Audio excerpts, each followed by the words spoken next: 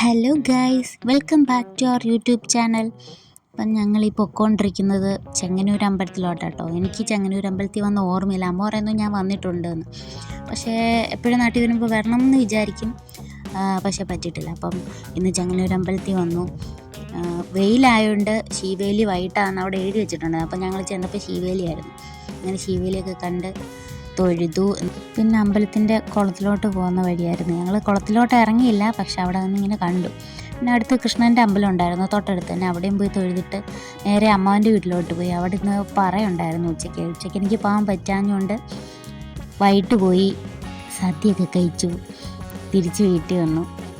ഇവിടെ ഒരാൾ ഞാൻ എന്നും അങ്ങോട്ടും ഇങ്ങോട്ടും പോകുമ്പോഴും എന്നെ നോക്കിക്കൊണ്ട് നിൽക്കും, എന്തേലും കൊടുക്കണം ആൾക്ക്. ആദ്യമൊന്നും കരയത്തില്ലായിരുന്നു. ഇപ്പം ഞാൻ മൈൻഡ് ചെയ്തില്ലെങ്കിൽ എന്നെ നോക്കി കരഞ്ഞുകൊണ്ടിരിക്കും. ഞാൻ പിന്നെ കുറച്ച് പോച്ച വെച്ച് അത് കഴുകി കൊടുത്തു. ഒരു ദിവസം പഴത്തിൻ്റെ തൊലി കൊടുത്തു, 2 ദിവസം പോച്ച കൊടുത്തു. പിന്നെ 2 ദിവസം ഞാൻ അങ്ങോട്ട് പോയില്ല, കാരണം ഹാബിറ്റ് ആയിക്കഴിഞ്ഞാൽ അതിങ്ങനെ പ്രതീക്ഷിച്ചിരിക്കുമല്ലോ. അപ്പോൾ നമുക്ക് പോകാൻ പറ്റില്ല, അതൊരു വിഷമമാവല്ലോ. അപ്പോൾ ഞാൻ പോകുന്ന സമയത്ത് കൊടുക്കും, ഇല്ലെങ്കിൽ കൊടുക്കത്തില്ല.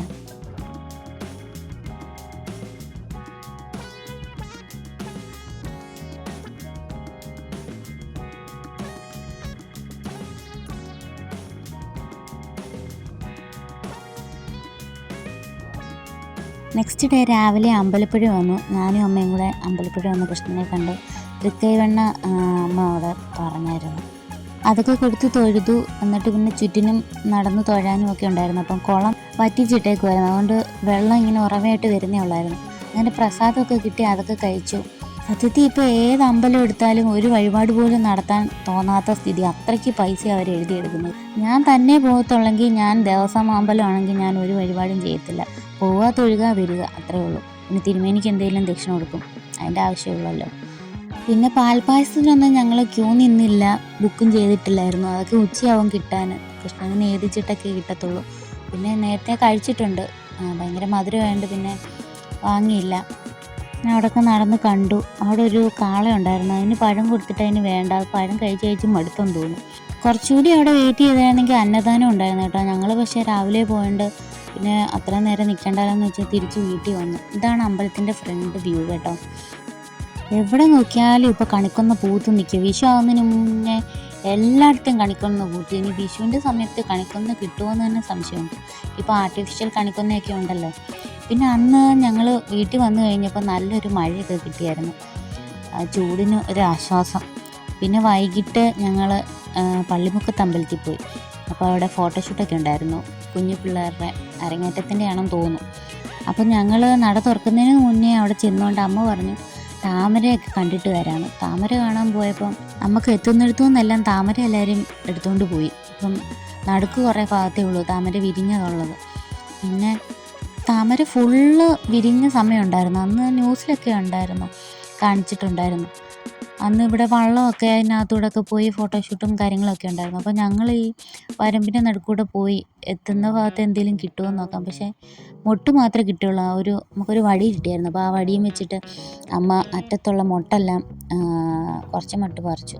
പിന്നെ കുറച്ച് പേര് ഇതിനകത്ത് ഇറങ്ങിയിട്ട് അതിൻ്റെ വേരും കിഴങ്ങും ഒക്കെ ആയിട്ട് പോകുന്നുണ്ട്. എനിക്കൊന്ന് വീട്ടിൽ കൊണ്ടിടാനാണെന്ന് തോന്നുന്നു. നമ്മൾ അതിനകത്ത് ഇറങ്ങിയൊന്നുമില്ല, സൈഡിൽ നിന്ന് ഇങ്ങനെ കമ്പൗണ്ട് പിച്ചുള്ളായിരുന്നു.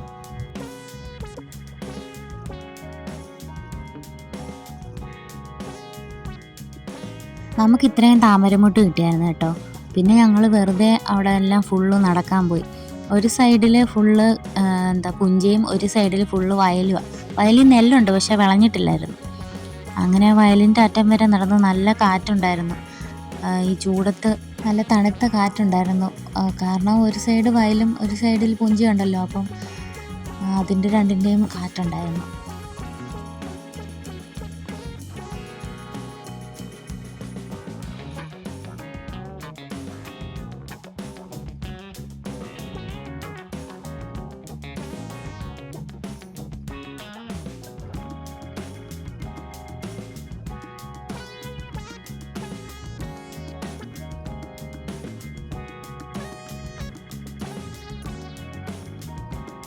അവിടെ എല്ലാം നടന്ന് കണ്ടപ്പോഴത്തേനും സന്ധ്യയായി. പിന്നെ അമ്പലത്തിൽ കയറി തൊഴുത് വീട്ടിൽ വന്നു. പിറ്റേ ദിവസം രാവിലെ വെട്ടിക്കോട്ട് അമ്പലത്തിൽ പോയിട്ട് പുറ്റുമുട്ടയൊക്കെ വാങ്ങിച്ചു വെച്ചു. പിന്നെ വാർഷികത്തിന് മുന്നേ കാവ് ക്ലീൻ ചെയ്യാൻ വേണ്ടി അനേറ്റിന് വാങ്ങിക്കണമായിരുന്നു. അതൊക്കെ വാങ്ങിച്ചിട്ട് ഇങ്ങ് പോന്നു. നെക്സ്റ്റ് ഡേ രാവിലെ രാമനല്ലൂർ അമ്പലത്തിൽ പോയി, മഹാവിഷ്ണുവിൻ്റെ അമ്പലത്തിൽ, പിന്നെ വെട്ടിയാറ്റും പോയി. വൈകുന്നേരം ഒരു റിസപ്ഷൻ ഉണ്ടായിരുന്നു കല്യാണത്തിൻ്റെ. അപ്പം അവിടെ പോയി ഫുഡൊക്കെ തട്ടി. നെക്സ്റ്റ് ഡേ കൊരമ്പാലയിലെ പുത്തൻകാവ് ക്ഷേത്രത്തിലെ ഉത്സവമായിരുന്നു. അപ്പോൾ അതിന് ചേട്ടൻ്റെ വീട്ടിലോട്ടൊക്കെ പോയി. അവിടെ ആയിരുന്നു സദ്യയൊക്കെ. ഇത് ഞങ്ങൾ പോയ വഴിയിൽ ദാരുശില്പങ്ങളെയും കാളയൊക്കെ കൊണ്ടുപോയിരുന്നു. അങ്ങനെ വൈകുന്നേരം പിന്നെ അമ്പലത്തിൽ പോയി. നല്ല തിരക്കുണ്ടായിരുന്നു. നല്ല തിരക്കെന്ന് വെച്ചാൽ നമുക്ക് വണ്ടി സ്കൂട്ടർ പോലും പോകാൻ പറ്റത്തില്ലായിരുന്നു. പിന്നെ വണ്ടി ഒരിടത്ത് വെച്ചിട്ട് നടന്നാണ് കുറച്ച് അങ്ങോട്ട് അമ്പലത്തിലോട്ട് പോയത്. ഫുള്ള് കച്ചവടക്കാരായിരുന്നു. ഐസ്ക്രീമും അതും ഇതുമല്ല. ഞങ്ങൾ ഒന്നും വാങ്ങിച്ചില്ല, ചാട്ടൊന്നും വാങ്ങിച്ച് കഴിച്ചു. പിന്നെ അപ്പോഴത്തേനും എല്ലാ അമ്പലത്തിനുള്ളിൽ കയറിയായിരുന്നു. കാളയും ദാരുശില്പങ്ങളും എല്ലാം കയറിയായിരുന്നു. ഒറ്റക്കാള ഉണ്ടായിരുന്നു, നരസിംഹം ഉണ്ടായിരുന്നു, പിന്നെ അയ്യപ്പനെ ഇപ്പം പുതിയതായിട്ട് ഉള്ളായിരുന്നു. പിന്നെ കുഞ്ഞൊരു വള്ളം ഉണ്ടായിരുന്നു, ഹനുമാൻ ഉണ്ടായിരുന്നു, ഭീമൻ ഉണ്ടായിരുന്നു, പിന്നെ കുതിര ഉണ്ടായിരുന്നു, പിന്നെ എന്തായിരുന്നു അരയന്നവും ഗണപതി ഉണ്ടായിരുന്നു. അതൊന്ന് ലാസ്റ്റിൽ ആഡ് ചെയ്തിട്ടുണ്ട് പിക്ക്. കാരണം ഞാൻ പോയ സമയത്ത് എനിക്ക് കാണാൻ പറ്റില്ല, തിരക്കാണ്. എനിക്ക് കിട്ടാത്ത വിഷ്വൽസ് അവൾ രാത്രി പോയപ്പോൾ എടുത്ത് എനിക്ക് അയച്ചിട്ടുണ്ടായിരുന്നു.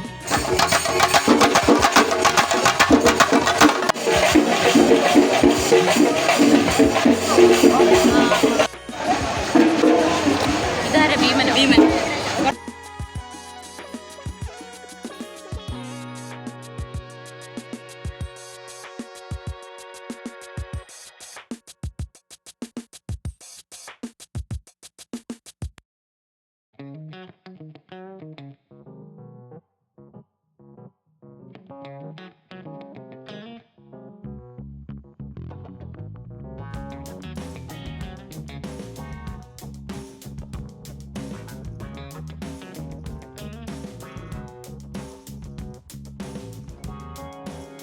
പിറ്റേന്ന് ഞങ്ങൾ വെളുപ്പിന് കാട്ടിലമ്പലത്തിൽ പോയി. അച്ഛനും അമ്മയും പോയിട്ടില്ല എന്ന് പറഞ്ഞപ്പോൾ എന്നാൽ ഞാനിവിടെ അവരുടെ കൂടെ പോയി. രാവിലെ ഞങ്ങൾ പോയായിരുന്നു. ഇവിടുന്ന് ഒറ്റ ബസ് ഉണ്ടായിരുന്നു. അപ്പോൾ അങ്ങനെ അതിൽ കയറിപ്പോയി. മണി ഇപ്രാവശ്യം കിട്ടിയില്ല. കഴിഞ്ഞ പ്രാവശ്യം മണിയൊക്കെ കെട്ടി അതിൻ്റെ ആഗ്രഹം സാധിച്ചപ്പം പൊങ്കാലയൊക്കെ ഇട്ടായിരുന്നു. പ്രാവശ്യം പിന്നെ തൊഴുതു. എന്നിട്ട് കടലൊക്കെ കണ്ടു. കുറച്ച് നേരം ഇറങ്ങാൻ പറ്റുന്നിടം ഉണ്ട്. അപ്പോൾ അത്യാവശ്യം ഞങ്ങൾ അങ്ങോട്ടൊന്നും പോയില്ല. ഇവിടെ ഒന്ന് കണ്ടു.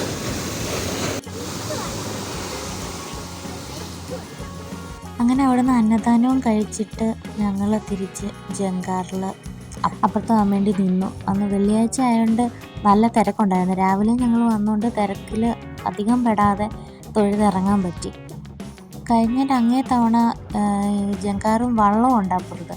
അപ്പം വള്ളത്തിൽ കയറിയിട്ടില്ലെന്നും പറഞ്ഞ് വലിയെത്തി വള്ളത്തിൽ വലിഞ്ഞ് കയറി. ആകെ സീനായിരുന്നു. പേടിച്ച് മനുഷ്യനൊരു വഴിയായി. പിന്നെ കയറിയിട്ടില്ല. പിന്നെ ജങ്കാറ് മാത്രമേ പോകത്തുള്ളായിരുന്നു. വീട്ടിൽ വന്നപ്പോൾ നമ്മളന്ന് പിച്ചിയ താമരയെല്ലാം വിരിഞ്ഞു. അല്ല, വിരിയിച്ചു. അത് വിരിഞ്ഞില്ലായിരുന്നു. വിരിയാറായ മുട്ട അല്ലായിരുന്നല്ലോ. എന്നിട്ട് ഞാൻ വെള്ളത്തിൽ ഇട്ട് നോക്കി, പക്ഷെ ശരിയായില്ല. എന്നിട്ട് വൈകിട്ട് തൃപ്പുലിയൂർ അമ്പലത്തിൽ പോയി. ഇത് ഭീമൻ്റെ ഗതയാണ്. അപ്പം പഞ്ചപാണ്ഡവ ടെമ്പിളിലെ ഒരെണ്ണമാണ് തൃപ്പുലിയൂർ. പിന്നെ നമ്മുടെ കാവുണ്ടായിരുന്നു. കാവിൽ പോയി വിളക്ക് കത്തിച്ചു. അതിൻ്റെ വീഡിയോ ഒന്നും എടുത്തില്ല. ഞാൻ കാവിൽ ഇതുവരെ പോയിട്ടില്ല. അങ്ങനെ കാവിൽ പോയി വിളക്കും കത്തിച്ചു. എന്നിട്ട് നേരെ ചെറിയനാട് വന്നു. ചെറിയനാട് മുരുകൻ്റെ അമ്പലമായിരുന്നു. അവിടെയും കണ്ടു തൊഴുതു. ഇപ്രാവശ്യത്തെ വീക്ക്ലി വ്ളോഗ് ഫുള്ള് അമ്പലമായിരുന്നു. അമ്പലം വിസിറ്റായിരുന്നു. അപ്പോൾ ഈ വീഡിയോ ഇത്ര ഉള്ളായിരുന്നു. നിങ്ങൾക്ക് ഈ വീഡിയോ ഇഷ്ടപ്പെട്ടെങ്കിൽ like, share, comment and subscribe my channel. അടുത്ത വീഡിയോ ആയിട്ട് ഉടനെ കാണാം. അതുവരെ ബൈ.